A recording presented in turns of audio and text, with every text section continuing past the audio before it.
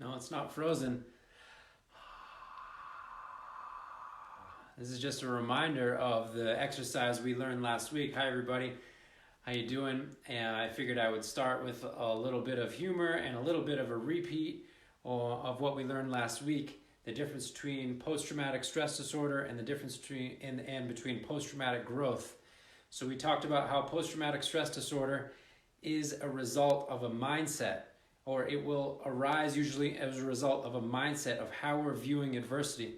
Now, this is not to belittle the realities of trauma and the difficulties and the challenges that some people face, and some are more challenging than others, no doubt. But remember, so we talked about last week that important mindset difference between viewing, is this adversity that I'm facing, is it overwhelming? Is it a threat? Or that's going to more likely activate the sympathetic nervous system dominance. It's going to more likely put us into states of fight, flight, or freeze. It's going to turn on that alarm switch that we talked about last week. And then, or is the challenge that I'm facing an opportunity? Is the adversity, that I'm facing an opportunity? Do I see it as a challenge that I can grow from, learn from, in a certain sense, become more of who I really am by facing this adversity, by looking it in the eye, some of the cliche things. Now, oftentimes this isn't a tough, macho approach. Sometimes it means relaxing more, it means surrendering, it means letting go. It's a no one-size-fits-all approach, but it is an important difference in the mindset. Is this a challenge or is this a threat, okay? So we also talked last week about sympathetic nervous system dominance versus parasympathetic nervous system dominance. It undoubtedly, if you're a neuroscientist, this is an oversimplification. I'm not saying that this is the only thing that's going on in the brain. The PNS, parasympathetic nervous system, the SNS, sympathetic nervous system, are both always interchanging. They're both absolutely imperative. However, it is true that we can gain some useful practices and perspectives by focusing on becoming more parasympathetic nervous system dominant. So we said, how do you flip the switch? What's the easiest way to flip the switch? Between turning off your alarm switch and turning on the thriving mode of your nervous system? We said that was the breath, right? And the breath gets us deep into the autonomic nervous system. And every single time we inhale, we activate the sympathetic nervous system. Every single time we exhale, we activate the parasympathetic nervous system. So then by nature, if we extend the length of the exhale, then we are going to become more and more parasympathetic nervous system dominant. We are going to enjoy the benefits of healing, relaxing, resting, digesting, thriving, connecting, creativity, inspiration, joy, love, all the things that we really dig about life. So remember, we said, here's an awesome tip, okay? I didn't make it up, so I can tell you that it's awesome without it going to my head, because I didn't make it up. I learned this in a book called Tiny Habits by B.J. Fogg, and he is, I highly recommend the book. He is one of the foremost researchers on behavior science, and it's a great read. And he talks about tagging new habits to things that are already things that you automatically do. So, for example, you automatically already go pee how many times a day? So if you add something to that is beneficial, that's your cue. Something that you automatically do becomes the cue for the new habit that you're trying to create. So I highly recommend, what I've been doing this last week or two is taking the fog breath, and there's no coincidence that between the guy's last name, B.J. Fogg, and the fog breath, actually. That is just a coincidence, excuse me. So I've been doing the fog breath every single time I pee. Maybe a little too much information for you, but it's a good way to build this habit interspersed throughout your day. So I'll pee and go,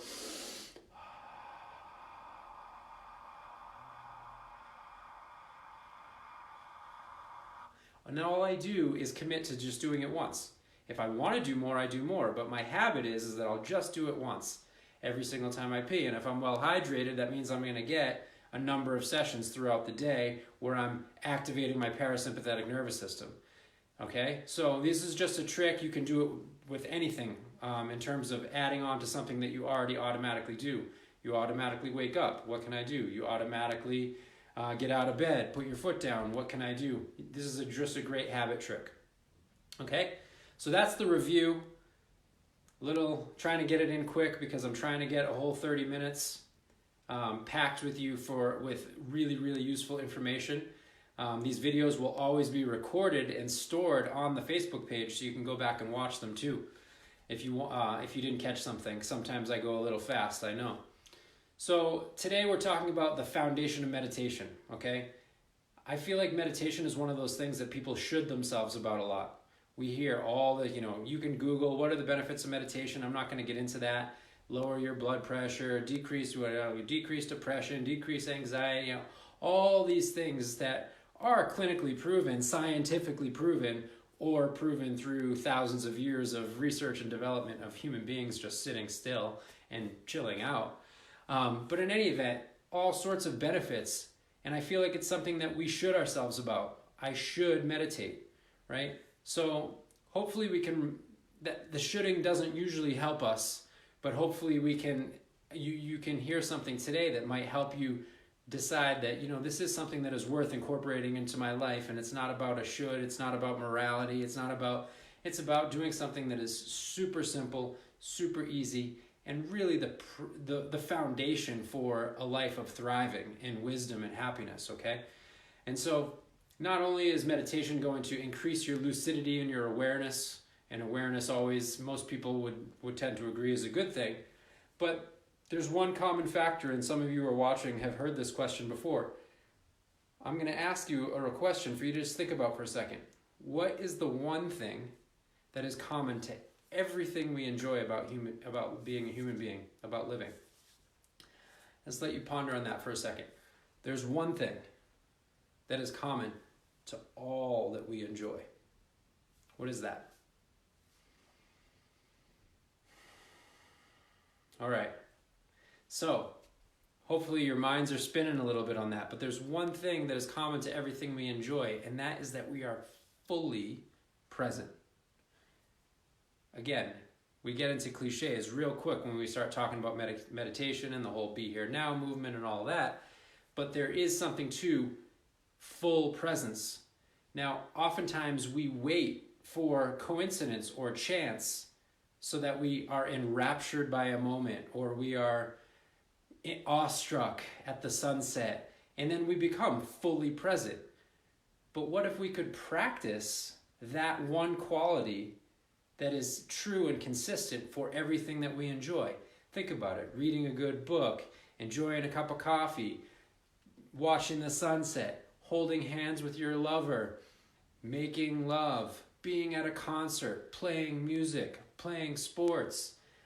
All the one common thing to all of these things is that when we're really, really, really enjoying it, is that we're fully there, we're fully alive, we're not distracted, but it's not really effortful. We're not forcing ourselves to focus, we're just engrossed, we are just enraptured, we are just in a flow state, as is it popularly called, or in the zone as athletes would refer to it as. So to me, meditation doesn't need to be some spiritual thing. It doesn't need to be some scientific thing. It's just practicing the one thing that is common to everything that we enjoy. Why not practice that so that I don't have to wait for those amazing, enrapturing moments. Instead, I can cultivate it on purpose, and I can feel that when I'm doing the dishes or changing my baby's diaper or having a conversation or whatever it may be. This meditation is simply the practice of that, okay? So it is the one common factor that goes hand in hand with everything we enjoy. And think about when we are say we're at our favorite concert, maybe a little bit difficult to reminisce on during quarantine times, but say we're at our favorite concert, or we're just listening to our favorite music at home. And it's normally something that we can really get absorbed in, and just beautiful, right? However, then what happens to something that is normally quite enjoyable when we're distracted? When we're thinking about our to-do list, or our money problems, or what we need to do tomorrow, or the argument that we had with our partner yesterday, it's no longer enjoyable, right? So it's this quality of presence that we bring to life that actually enables us to enjoy life. And enjoyment is parasympathetic nervous dominance. Presence is going to also create the conditions in your nervous system for any trauma that has happened in the past to heal. Because when you're in a parasympathetic nervous system state, your nervous system is going to heal. The same way my body heals a cut on my finger, I know exactly, I trust that I don't need to make my finger heal a cut. I don't need to tell it how to heal. I don't need to instruct it. Skin come together with skin. I don't need to be nervous about whether or not it's going to heal. I know that if I get a cut, it's going to heal. However, I can play a part in that. I can give it a little wash. I can tend to it. I can maybe put a Band-Aid on it if I need it. Maybe I even have to go to the hospital and get stitches in order to help it. But still, even if I go get stitches, it's still nature that heals it. The doctor doesn't heal it. The stitches don't heal it. It is still my body that heals my cut, okay? Well, it's the same with the nervous system. The more time I spend in parasympathetic nervous system dominance, the more traumatic memory, traumatic past heals. I don't need to force it. I don't need to make it happen. I just need to create the environment where it's more likely. That's my role. My role is to create the environment where healing and thriving is more likely to happen. And then I let go and let it happen, okay? So meditation is just the foundation for that work. Meditation is and what I want to teach you tonight is a foundational meditation technique. There are millions of types of different meditation, or maybe that's an exaggeration, but there are certainly hundreds, if not thousands. There's visualization, there's breath work, these all count as meditation. There's mantra repetition, there is guided imagery, there's all these certain things that are meditation. But at their foundation, what unlocks the fruit of all those different types of meditation is what I'm going to teach you tonight. This one kind of foundational, or really two foundational techniques that are combined together, okay? The first one is called extra attention, okay? And what is extra attention? Extra attention is awareness of the living sensations in your body right in now, right in the present moment. So I'm talking to you, but at the same time, I'm aware of the feeling of aliveness in my hands, say, or in my feet, okay? And that sense of aliveness in my body, that visceral, tangible feeling of aliveness all throughout my body grounds me to the present moment and makes me more likely to be in a state of thriving, okay? So that's extra attention, and we're going to practice this together in a little bit. And then there's open attention, which we oftentimes, especially as we practice more, we combine extra and open attention together. And researchers will call extra attention convergent awareness. And this is doing something in the brain that enables us to be in a state that is really conducive to healing and thriving, okay? So convergent awareness is extra attention. So that is, I am focusing on my sensations, and so my focus is inward. Simultaneously, you're going to be able to hold both of these together, especially as you practice more. Simultaneously, I want to be aware of what is called open attention, or what researchers will call divergent focus, okay? So convergent focus and divergent focus. Open attention, divergent focus, is when I'm aware of the space around my body. I'm aware of the space in front of my body, behind my body, left and right, above and below. 360-degree spherical awareness. Extra attention, I'm aware of the sensations of aliveness in my body. Open attention, I'm aware of the space all around my body. This is the foundation for any meditation practice that you will ever learn in your entire life. And so, if you do not have extra and open attention, it could be said that the meditation techniques are just another type of kind of trance that maybe isn't providing the fruits that are so awesomely available through meditation practice.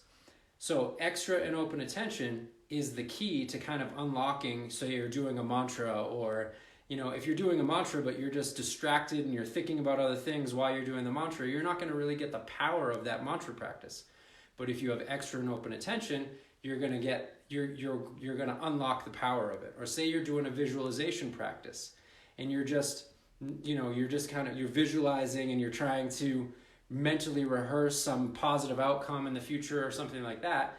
Well, if you don't have extra and open attention, you're not going to be in the brainwave states necessary to really create the chemical change that you're looking for to course through your whole system and make you healthy and strong and vital.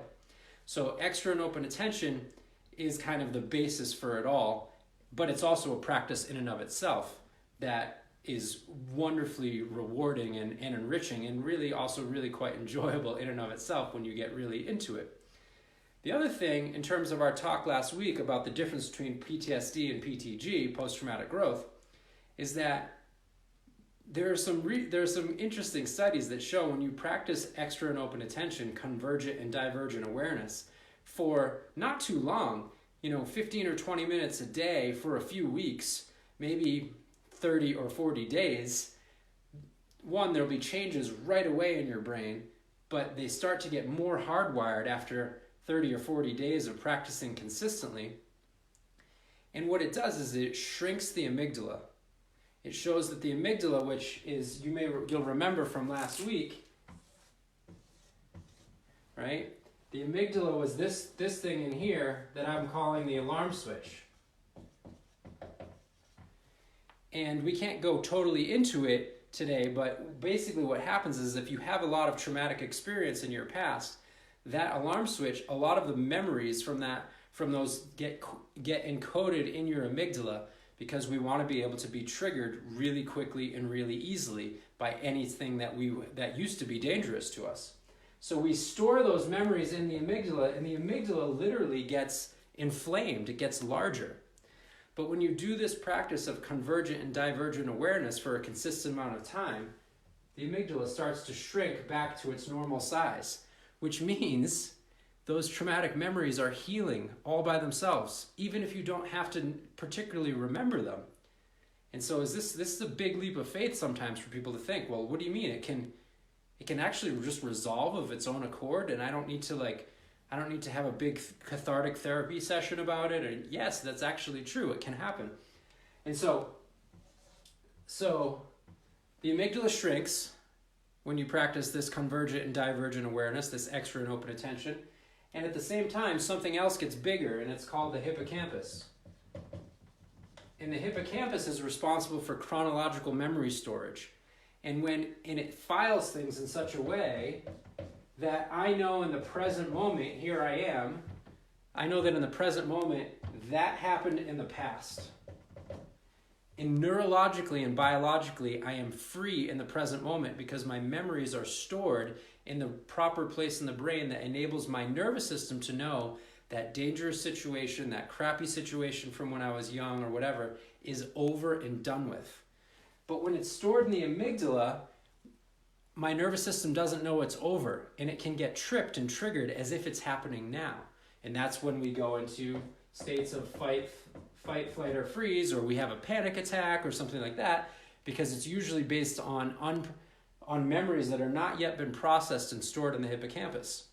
So when we practice convergent and divergent awareness over time, the amygdala shrinks, it gets smaller, and the hippocampus gets bigger. So it's like going to the gym, exercising. I don't even go to the gym, but exercise. It's like exercising, and your gut gets smaller, and your muscles get bigger. That which you want to get smaller and shrink back to a normal, natural, healthy size does so, and that which you want to get bigger, stronger, and faster does so through this practice, okay? So, I need to breathe. So, I'm trying to get a lot in here, and in respect to the 30-minute time, I know it's amazing. It's like even with COVID, even with quarantine, we all find ourselves still busy. So, let's do it. Let's practice it, okay? Because the theory is one thing, but learning it for yourself and then practicing it in an ongoing way to see for yourself these benefits is really the key, okay? So, extra attention. Maybe you can grab yourself a comfortable seat. I'm standing up, but normally most people would probably be doing this sitting down, although standing meditation, lying meditation, seated meditation, all an option. However, let's start with the foundation of seated meditation. You don't need to be in any sort of fancy posture, except for you do want your spine to be relatively straight and, if possible, unsupported. So meaning you're not leaning back in a chair, but you're sitting up. And a really important part of all meditation practices, unless you're doing something specifically with your mouth, is to keep your tongue on the roof of your mouth. There's too much for me to go into to explain why. You don't have to take my word for it if you don't want to, but if you'd like to, then put your tongue up on the roof of your mouth, okay? Okay, so once you have that comfortable seat, if you're sitting in a chair, your 2 feet are square on the ground, your back is straight, your spine is erect, your tongue is on the roof of your mouth, you can close your eyes or you can keep your eyes open, whatever is more comfortable for you. I suggest experimenting with both. And so what you're going to do is we're going to first start with extra attention. And for now, I'm actually going to invite you to please open your eyes if they're already closed. And I want you to pick up your hand, whichever hand is comfortable and easy for you. But for this sake, I'm going to talk you through as if you're holding up your left hand. And the thing on the camera is reversed, so this is actually my left hand. And I'm just going to have you look at your left hand. And I'm going to ask you, just consider what it would be like if you could feel more aliveness in your hand. And just notice the sensations in your hand. And just notice that as you notice the sensations in your hand, you'll begin to notice more sensations. And as I cue you to notice more sensations, you'll begin to notice even more sensations. And those sensations were all happening just a few seconds ago, but we become attenuated to them. We become cut off from our aliveness because our focus is usually in our thinking, in our head center. So I just want to feel that aliveness in my hand, and I want to enliven it more. Maybe I wiggle it, maybe I just start to notice pulsing or warmth or coolness or tingling, or I might even start to see visual changes in the colors of my hand as my attention brings more blood flow there. My breath, okay? And now I'm going to let go of the hand, and I'm going to just put the hand in a comfortable place, but I'm going to allow the sensation, I'm going to re-invoke the sensations in my hand, and I'm not going to be looking at it. But I can still feel those extra sensations in my hand, that extra attention. And then I'm going to allow those sensations to spread up into my wrist, into my forearm, my elbow, my upper left arm, my upper shoulder, now up into my neck, my face, my head, cascading down my right neck, my right shoulder, my right upper arm, my right elbow, right forearm, my right wrist, my right hand. And now I'm feeling the sensations of aliveness all through my arms and hands, through my head, down through my neck, into my chest, down my back, down into my belly, into my groin, my lower back, my butt, my thighs, my knees, my shins, my calves, my ankles, my feet, the tips of my toes. And now I'm feeling a sense of aliveness in my whole body. Whole body sense of aliveness, just noticing whatever I notice. Just notice the aliveness, the sensations. This is extra attention. Although extra attention does not need to be maintained in the whole body, it can be a body part, a hand or stomach or your breath or something like that. Just for now, we're just with the whole body. Feeling that aliveness throughout the whole body at once. The whole body. And now I'm going to open up the open attention. So I want to feel the sensations, feel the space, the energy around my body. I want to feel the space in front of my body, behind my body, to the left, to the right, above and below. And it might be fun to explore just feeling what it feels like, the sensations in the room around me, the space around me, right in this room. Just pose to yourself, what would it be like for my awareness to spread throughout the whole room? And then maybe the building around the room that I'm in, maybe the space around the whole building, and then maybe expanding out to the horizon and perhaps even beyond your imagination. And then I'll just return to the extra attention in my body sensations, the feeling of aliveness in my body, and the space all around my body as I invoke extra and open attention together simultaneously. Sensations, space. Noticing aliveness and spaciousness. Aliveness and spaciousness. This is the practice of extra and open attention. So we have a few more minutes. If you're just coming on or you're just checking out and you're learning this meditation technique, feel free to go back. This is definitely worth getting down, okay? And every weekday morning starting tomorrow at 9 a.m. Mountain Standard Time, and you can do the math depending on where you live. So 9 a.m. Mountain Standard Time, I'm going to be doing 10-minute guided meditation of extra and open attention for anyone to join. Kids are going to be there, so there might be some of that energy, but you all are welcome, and we can just start building a small foundation. And remember, if we practice this extra and open attention for just a few weeks, we're going to start to see demonstrable changes in our brain that are going to have real life impact. They're not just going to be something that we can look at interestingly in a brain scan, but it's going to actually positively impact our lives. It's going to give us more access to that thriving state.